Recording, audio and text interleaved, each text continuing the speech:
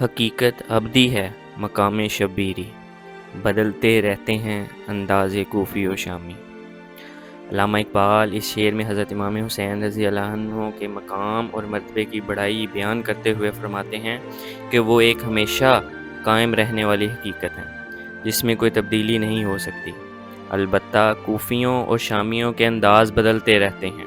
کوفیوں اور شامیوں سے مراد یہاں وہ گروہ ہیں جو حضرت امام حسین رضی اللہ عنہ کے خلاف جنگ آزما ہوئے تھے، لیکن حقیقت میں اس سے مراد دشمن حق ہیں، خواہ وہ کہیں ہوں۔ اس شعر میں مقام شبیری یہاں حق کے لیے استعمال ہوا ہے، مطلب یہ کہ حق ہمیشہ ایک حال پر قائم رہتا ہے۔ اس کا خاصہ یہ ہے کہ کیسے ہی حالات پیش آ جائیں، اس کے طور طریقے اور انداز یکساں رہیں گے۔ وہ ہر باطل کے مقابلے پر ڈٹ جائے گا، اگرچہ انجام کتنا ہی دردناک ہو۔